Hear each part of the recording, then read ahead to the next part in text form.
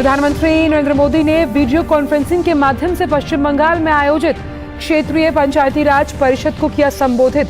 विपक्ष को घेरते हुए कहा, ये लोग अविश्वास प्रस्ताव पर वोटिंग से डरे, हमने संसद में उनको अविश्वास प्रस्ताव से हराया। मणिपुर मुद्दे पर सदन में विपक्ष पर चर्चा से भागने का लगाया आरोप। ममता सरकार को निशाने पर लेते हुए बताया, बंगाल में है तोलाबाजों की फौज।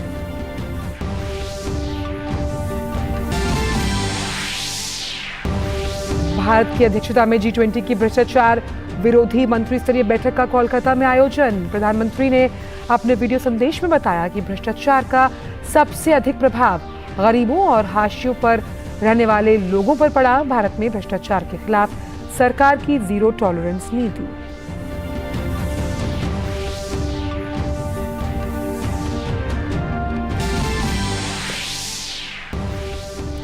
प्रधानमंत्री नरेंद्र मोदी आज मध्य प्रदेश को देंगे विकास की सौगात। 4000 करोड़ रुपए से अधिक की रेल और सड़क क्षेत्र की परियोजनाओं का करेंगे शिलान्यास और लोकार्पण। प्रधानमंत्री संत शिरोमणि गुरुदेव श्री रविदास जी के स्मारक स्थल पर करेंगे भूमि पूजन, स्मारक का भी करेंगे शिलान्यास।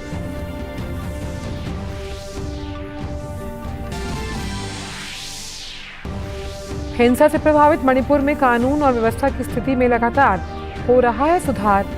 राज्य सरकार ने किसी भी अप्रिय घटना को रोकने के लिए किए आवश्यक सुरक्षा उपाय। पुलिस और केंद्रीय सुरक्षा बलों ने बिष्णुपुर और इम्फाल के विभिन्न इलाकों में चलाया तलाशी अभियान।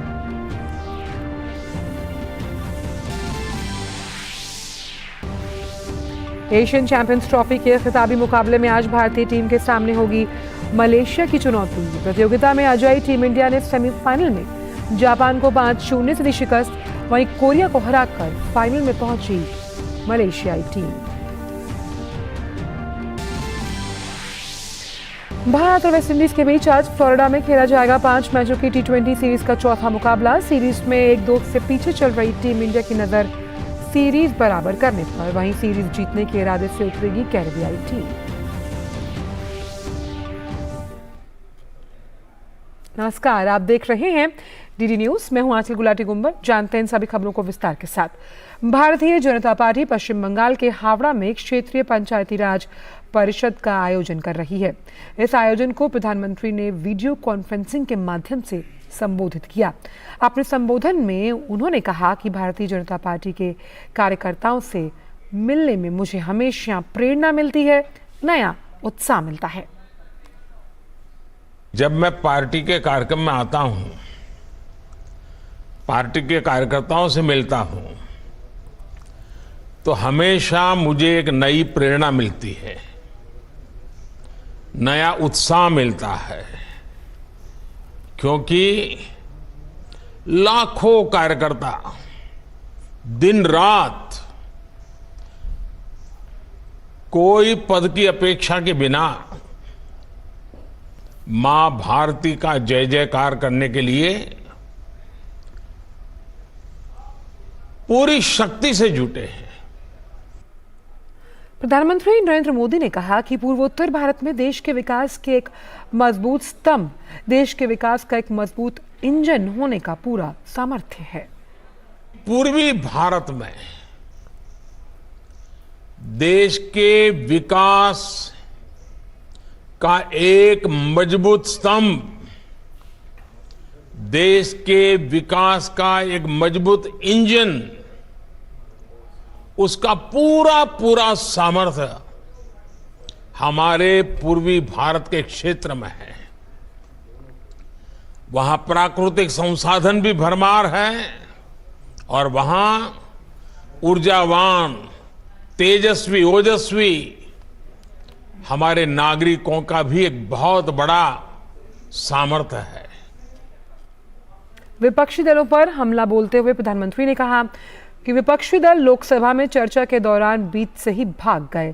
विपक्षी अविश्वास प्रस्ताव पर वोटिंग से डर गए थे। विपक्ष के लोग चर्चा में, लोकतंत्र का दायित्व होता है, जब आप बोलते हैं तो दूसरे को सुनना चाहिए, लेकिन बीच में से ही भाग गए, सदन छोड़ करके चले गए।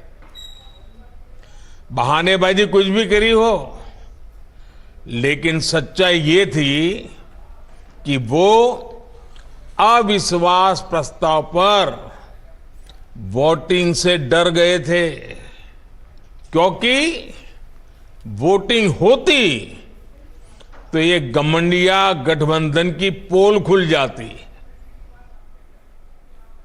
मणिपुर मुद्दे पर प्रधानमंत्री ने कहा कि गृह मंत्री अमित शाह राजनीतिक दलों से चिट्ठी लिखकर ये कहा है कि वो तत्काल मणिपुर पर चर्चा करना चाहते हैं। पक्ष विपक्ष में विस्तार से बात होती तो मणिपुर के लोगों को भी मरहम लगता। देश के गृह मंत्री उन्होंने इन राजनीतिक दलों से चिट्ठी लिख करके कहा था कि वो तत्काल मणिपुर की चर्चा करना चाहते हैं और अकेले मणिपुर पर विशद चर्चा हो जरूरी है। इतने संवेदनशील विषय पर पक्ष विपक्ष में विस्तार से बात होती तो जरूर मणिपुर के लोगों को भी मरहम लगता और समस्या के समाधान के लिए नए नए कुछ रास्ते भी निकल आते। लेकिन ये लोग मणिपुर पर चर्चा नहीं चाहते थे। क्षेत्रीय पंचायती राज परिषद को संबोधित करते हुए बीजेपी राष्ट्रीय अध्यक्ष जेपी नड्डा ने कहा कि आज भारत की गरीबी 22% से घटकर 10% से नीचे जा चुकी है। आज भारत की गरीबी 22% से घट करके 10% से नीचे हो गई। आज भारत की अति गरीबी 1% से भी कम हो गई है और ये आपकी दूरगामी नीतियां गांव, गरीब, वंचित, पीड़ित, शोषित, दलित, महिला, युवा, इनको जो ताकत देने का आपने काम किया है। प्रधानमंत्री गरीब कल्याण अन्न योजना के माध्यम से 80 करोड़ की जनता को आपने जो अन्न पहुंचाने का जो योजना बनाई है, ये उन सब का नतीजा है कि आज 13 करोड़ 50 लाख लोग, 13.5 करोड़ लोग गरीबी की रेखा से निकल गए हैं और मध्य वर्ग में पहुंच गए हैं। भारत की G20 अध्यक्षता के तहत भ्रष्टाचार विरोधी मंत्री स्तरीय बैठक आज कोलकाता में आयोजित हो रही है। बैठक में प्रधानमंत्री ने अपने वीडियो संदेश में कहा कि भ्रष्टाचार का सबसे अधिक प्रभाव गरीबों और हाशिए पर रहने वाले लोगों पर पड़ता है। The impact of corruption is felt the most by the poor and the marginalized. It affects resource utilization. It distorts markets. It impacts service delivery and ultimately it diminishes people's quality of life. In the Arthashastra, Kautilya asserts that government's duty is to enhance the state's resources to maximize the welfare of its people. Achieving this goal requires combating corruption, and that is why fighting corruption is our sacred duty to our people. प्रधानमंत्री ने साथ में ये भी कहा कि भारत में भ्रष्टाचार के खिलाफ सरकार की जीरो टॉलरेंस नीति है। India has a strict policy of zero tolerance against corruption. We are leveraging technology and e-governance to create a transparent and accountable ecosystem. Leakages and gaps in welfare schemes and government projects are being plugged. Hundreds of million people in India have received direct benefit transfers into their bank accounts. Bharat की G20 अध्यक्षता के तहत भ्रष्टाचार विरोधी मंत्री स्तरीय बैठक की अध्यक्षता केंद्रीय मंत्री डॉक्टर जितेंद्र सिंह ने की। उद्घाटन सत्र को संबोधित करते हुए उन्होंने कहा कि हमारे देश में भ्रष्टाचार विरोधी तंत्र है। Will have the potential to contribute towards a robust anti-corruption architecture that enables fair, inclusive and equitable growth. Excellencies, the G20 Anti-Corruption Working Group has been leading all these years global efforts for combating corruption, for promoting transparency and accountability, both in public life as well as in the private sectors. Eradication of corruption in all its forms, you would agree with me, has been a central pillar for all of us, and so also, rather more so, for Government of India's pro-people approach towards development, codified by the mantra of Sabka Saath, सबका विश्वास, सबका विश्वास।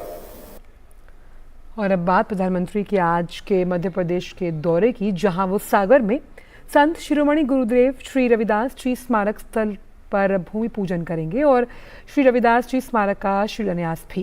प्रधानमंत्री कई विकास की परियोजनाओं की सौगात भी राज्य को देंगे। आइए देखते हैं ये रिपोर्ट। मध्य प्रदेश की सांस्कृतिक ऐतिहासिक नगरी सागर सज धज कर तैयार है अपने जननायक प्रधानमंत्री नरेंद्र मोदी के स्वागत के लिए, जहां वो शनिवार 12 अगस्त को संत शिरोमणि गुरुदेव श्री रविदास जी स्मारक स्थल पर भव्य मंदिर निर्माण के लिए भूमि पूजन करेंगे। सागर के बड़तुमा में यहीं पर प्रधानमंत्री नरेंद्र मोदी मध्य प्रदेश के सबसे बड़े संत रविदास के मंदिर के लिए भूमि पूजन करेंगे।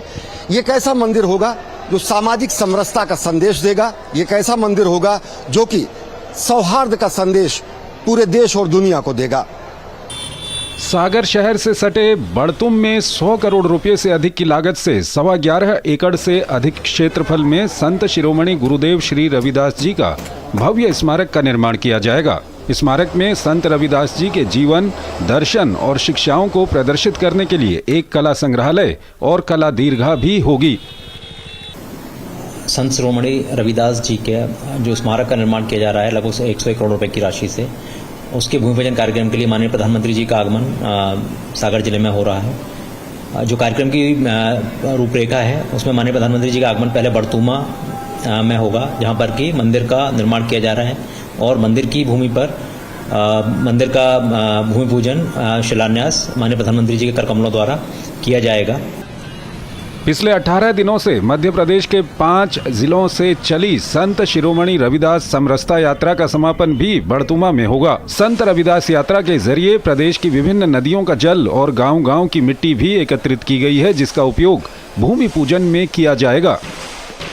सागर के बड़तुमा में प्रधानमंत्री नरेंद्र मोदी संत रविदास के भव्य मंदिर के लिए भूमि पूजन करेंगे, तो यहाँ ढाणा में प्रधानमंत्री नरेंद्र मोदी विशाल जनसभा को संबोधित करेंगे, जिसमें कम से कम 1.25 लाख से ज्यादा संत रविदास के अनुयायियों के पहुंचने की उम्मीद है और बड़ी संख्या में आमजन अपने जनप्रिय नेता को सुनने पहुंचेंगे। प्रधानमंत्री नरेंद्र मोदी यहां मध्य प्रदेश से संबंधित अनेक विकास परियोजनाओं की आधारशिला रखेंगे, उनका शिलान्यास भी करेंगे, जिनमें कोटा और बीना के बीच रेलखंड के दोहरीकरण की परियोजना प्रमुख है।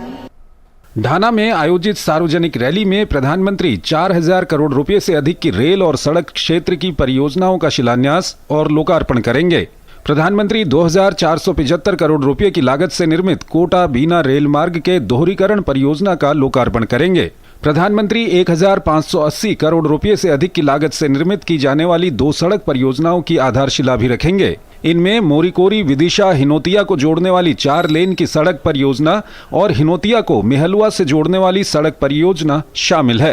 15वीं-16वीं शताब्दी के महान संत रविदास ने अपनी शिक्षाओं में ऊंच नीच का भेद समाप्त कर निर्गुण निराकार ईश्वर की आराधना और मानव प्रेम का सिद्धांत स्थापित किया, जिसकी भारतीय जनमानस पर आज भी अमिट छाप है।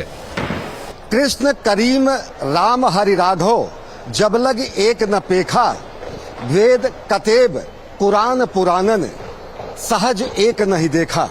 कृष्ण और करीम में कोई भेद नहीं, कुरान और पुराण में कोई अंतर नहीं, ऐसा संदेश दिया संत शिरोमणि रविदास ने।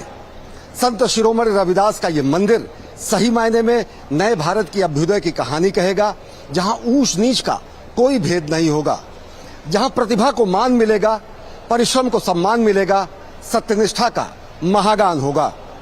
कैमरा पर्सन राकेश कुमार के साथ अश्विनी कुमार मिश्र, बड़तुमा, सागर, मध्य प्रदेश। प्रधानमंत्री नरेंद्र मोदी आज मध्य प्रदेश के दौरे पर रहेंगे। इस दौरान वो कई कार्यक्रमों में भी भाग लेंगे और प्रधानमंत्री सागर के बड़तुमा में 100 करोड़ की लागत से संत रविदास के भव्य मंदिर विशाल स्मारक का भूमि पूजन करेंगे। प्रधानमंत्री के आगमन पर वहां लोगों में काफी उत्साह है।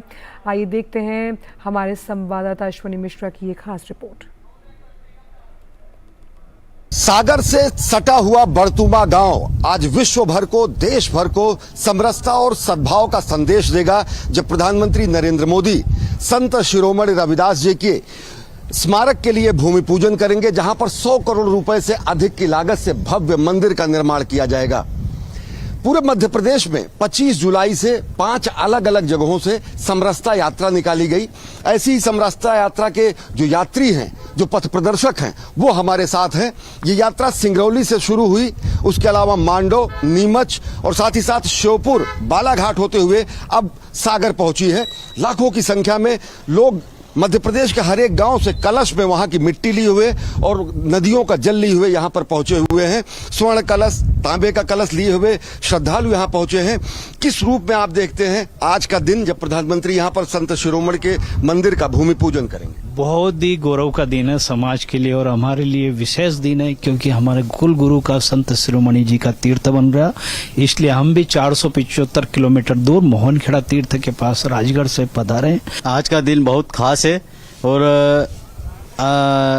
रविदास समाज के लिए बहुत ही गौरव की बात है, जो एक धर्म स्थल बनाया जा रहा है यहाँ पे प्रधानमंत्री श्रीमान मोदी जी द्वारा, और ये बहुत गर्व की बात है हमारे समाज के लिए। हमारे सौभाग्य की बात है कि पूरे संसार में शिरोमणि संत रविदास महाराज की जो मिट्टी और जल लेके आए, इसके लिए हमारे भाग्य की भाग है पूरे संसार में कि इस यहाँ पे मंदिर स्थापना हो रही है और बहुत ही अच्छा लग रहा है। जो मोदी जी इसके लिए सर्वश्रेष्ठ रहे और उनको बहुत बहुत धन्यवाद देते हैं। हमारी समाज, रविदास समाज और अंधार जिले से पधारे सारे संत लोग और उनकी सेवा में आए हैं। देखिए, सदियों से लालसा लोगों के मन में रहती है। लोग कह रहे हैं आज स्वर्ण युग है संत रविदास के अनुयायियों के लिए और साथ ही साथ पूरे समाज के लिए, क्योंकि संत रविदास ने समरसता का संदेश दिया।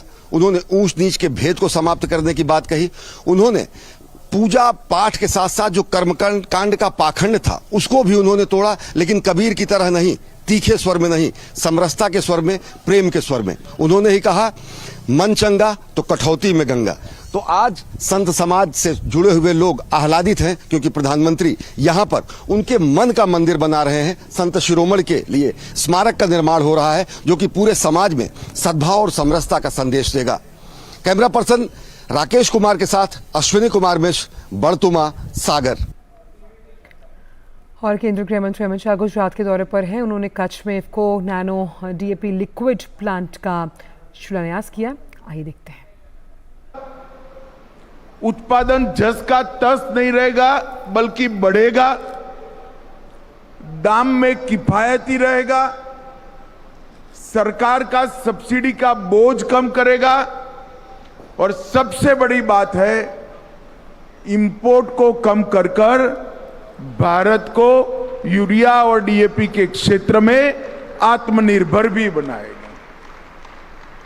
अब भला एक ही काम करने से इतने सारे फायदे हो तो इफ्को को करना चाहिए या नहीं करना चाहिए?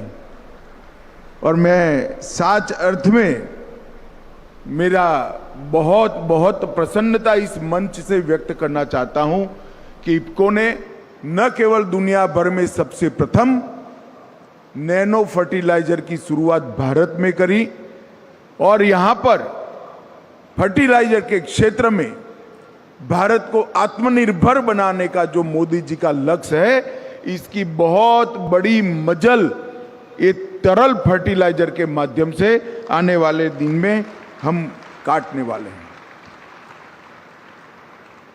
उचित क्वांटिटी में और उचित दाम से जब उर्वरक मिलता है तो निश्चित रूप से किसान की समृद्धि बढ़ती है। और मैं मानता हूं कि इस क्वांटिटी में और उचित दाम से जब उर्वरक मिलता है तो निश्चित रूप से किसान की समृद्धि बढ़ती है। और मैं मानता हूं कि इस देश को मोदी जी के नेतृत्व में फिर से एक हरित क्रांति की जरूरत है, मगर ये हरित क्रांति अलग प्रकार की होगी। सिर्फ उत्पादन उसका लक्ष्य नहीं होगा। वो दिन चले गए कि गेहूं और चावल को विदेश से लाकर हमारे लोगों को खाना पड़ता था। आज हमारे वैज्ञानिकों के परिश्रम से, कई सरकारों के लगातार प्रयास से और अंत में 9 साल से मोदी जी के वैज्ञानिक आयोजन से अन्न के क्षेत्र में भारत आत्मनिर्भर बना है। परंतु जब मैंने कहा कि एक नई हरित क्रांति की जरूरत है, वो हरित क्रांति का डायमेंशन होना चाहिए। दुनिया भर को प्राकृतिक खेती का रास्ता भारत ने बताना है तो प्राकृतिक खेती की हरित क्रांति करनी है। मूल्य संवर्धन, किसान को अपनी उपज का दाम ज्यादा मिले और 1 एकड़ के अंदर ज्यादा से ज्यादा उपज वो ले पाए, इस प्रकार की हरित क्रांति की जरूरत है। और ऑर्गेनिक प्रोडक्ट जो हमारा किसान, भारत का किसान उत्पाद करेगा, वो ऑर्गेनिक प्रोडक्ट का विश्व भर में बाजार ढूंढकर विश्व भर से संपत्ति भारत में लाने का काम ये हरित क्रांति ने करना है। तो नई हरित क्रांति के 3 लक्ष्य है। उत्पादन के साथ साथ सिर्फ गेहूं और धान नहीं, हर क्षेत्र के खान पान की चीजों में, चाहे दलहन हो, तिलहन हो, इसमें आत्मनिर्भर बनना, ये पहला लक्ष्य है। दूसरा लक्ष्य है, हमने किसान के 1 एकड़ में उपज को बढ़ाना और प्राकृतिक खेती को बढ़ावा देकर भूमि का संरक्षण करना। और तीसरा लक्ष्य है प्राकृतिक खेती से उपजे हुए धान, अनाज और अन्य उत्पादों को विश्व के बाजार में एक्सपोर्ट कर कर किसान के घर तक समृद्धि पहुंचाना। और भारतीय जनता पार्टी की सरकार, नरेंद्र मोदी सरकार, ये तीनों लक्ष्य को समर्पित सरकार है। मोदी जी ने जो सहकारिता से समृद्धि का सूत्र दिया है, वो सूत्र को साकार करने के लिए सहकारिता मंत्रालय ने 3 मल्टी स्टेट कोऑपरेटिव सोसाइटी की स्थापना की है। ये 3 सोसाइटी ये तीनों लक्ष्यों की पूर्ति करेगी। भाई और बहनों, एक मल्टी स्टेट कोऑपरेटिव सोसाइटी की स्थापना की है जो नए बीज का संवर्धन करेगी, संशोधन करेगी, पुराने बीजों को संरक्षित करेगी और किसान का 1 एकड़ में उपज बढ़ाने का काम करेगी। और आप सुन रहे थे गृह मंत्री अमित शाह को, जो कि गुजरात के दौरे पर है और कच्छ में उन्होंने IFFCO nano DAP liquid plant का शिलान्यास किया। उन्होंने कहा कि भारत जो है वो हरित क्रांति का अग्रणी देश रहा है और जिस तरह से यूरिया के क्षेत्र में भी भारत को आत्मनिर्भर बनाया जाएगा और डिजिटल ट्रांसपेरेंसी के चलते इस क्षेत्र में भी भारत प्रगति कर रहा है और आगे भी करता रहेगा।